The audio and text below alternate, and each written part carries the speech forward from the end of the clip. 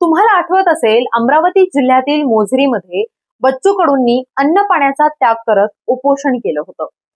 6 दिवस उपोषण केल्यानंतर सरकारने दिलेल्या आश्वासनानंतर त्यांनी उपोषण मागे घेतलं. 14 जून रोजी त्यांनी उपोषण मागे घेतलं.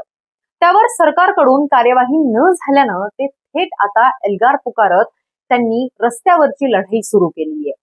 नागपूरमधील महामार्गांवर आंदोलकांनी ठिय्या दिलेला आहे. बच्चू कडूंना त्यावेळी सरकारने काय आश्वासनं दिली होती आणि आता बच्चू कडू यांच्या नेमक्या मागण्या तरी कोणत्या आहेत, ज्यामुळे ते रस्त्यावर उतरलेत, हेच आपण जाणून घेण्याचा प्रयत्न करूयात. नमस्कार, मी किरण सुमन रघुनाथ गीते.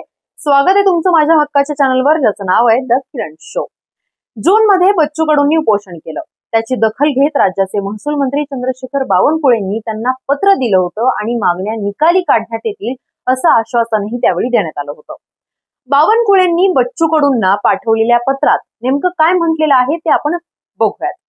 आपल्या निवेदनाच्या अनुषंगाने मी खालील प्रमाणे आश्वासन देत आहे. आश्वासन नंबर 1, शेतकरी कर्जमाफीसाठी 15 दिवसांमध्ये उच्चस्तरीय समिती नेमली जाईल. समितीचा अहवाल प्राप्त झाल्यावर कर्जमाफी संदर्भात निर्णय घेण्यात येईल तथा थकीत कर्जदाराच्या सक्तीच्या वसुलीला स्थगिती देणं आणि नवीन कर्ज वाटप करण्यासाठी बैठक घेऊन निर्णय घेण्यात येईल. आश्वासन नंबर 2, दिव्यांगांच्या मानधन वाढीबाबत 30 जूनच्या पुरवणी बजेटमध्ये तरतूद देखील करण्यात येईल. आश्वासन नंबर 3, उर्वरित मुद्द्यावर संबंधित मंत्री तथा मुख्यमंत्री महोदय यांच्यासोबत बैठक घेऊन मागण्या निकाली काढल्या जातील. सरकारकडून बच्चू कडूंच्या मागण्यांवर कार्यवाही केली गेली नाही. त्यानंतर आता बच्चू कडू पुन्हा रस्त्यावर उतरलेले आहेत. या मोर्चाची धग न्यायालयापर्यंत पोहोचलेली आहे. सरकारलाही याची दखल घ्यावी लागलेली आहे. पण बच्चू कडूंच्या जुन्या मागण्यांबरोबर नवीन मागण्या काय आहेत, तर त्या आपण थोडक्यात जाणून घेण्याचा प्रयत्न करूयात.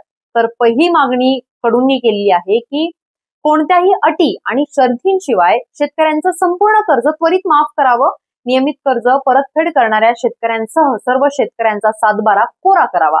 पीक कर्ज बरोबरच मध्यम मुदतीचं पॉली हाऊस, शेडनेट, जमीन सुधारणा, सिंचन सुविधांसह सर्व कर्जांचा कर्जमाफीमध्ये समावेश करण्यात यावा. वर्ष 2025-26 साठी उसाला 9% रिकव्हरीसाठी प्रति टन 4300 रुपये आणि वर प्रति टक्का रिकव्हरीसाठी 430 रुपये FRP द्यावा. आतापर्यंतची थकीत FRP ची रक्कमही शेतकऱ्यांना देण्यात यावी. कांद्याला किमान प्रति किलो 40 रुपये भाव देण्यात यावा. कांद्यांवरील निर्यात बंदी, किमान निर्यात मूल्य आणि निर्यात कर कायमस्वरूपी बंद करावा.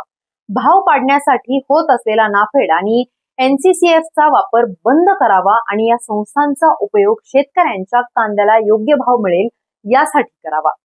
दुधाला उत्पादन खर्चावर आधारित रास्त भाव दिला जावा. गाईच्या दुधाला किमान 50 रुपये मूळ दर आणि म्हशीच्या दुधाला 65 रुपये प्रति लिटर दर द्यावा. दूध क्षेत्राला FRP आणि रेव्हेन्यू शेअरिंगचं धोरण लागू करावं. दूध भेसळ रोखण्यासाठी सरकारने ठोस धोरण तयार करावं. शेतमालाला हमी भावावर 20% अनुदान देण्यात यावं. शहरांप्रमाणे ग्रामीण भागातील घरकुलाला समान निकष लावून 5 लाख अनुदान दिलं जावं. पेरणी ते कापणीचा सर्व खर्च MREGS मधूनच करण्यात यावा. नागपूर गोवा शक्तीपीठ महामार्ग रद्द करण्यात यावा. ही देखील मागणी बच्चू कडूंनी केलेली आहे. त्यासोबतच दिव्यांग, निराधार, विधवा, भगिनी आणि अनाथांना महिन्याला 6000 रुपये मानधन देण्यात यावं. मेंढपाळ आणि मच्छीमार यांच्यासाठी स्वतंत्र धोरण तयार करण्यात यावं आणि त्यांचे प्रश्न मार्गी लावावेत.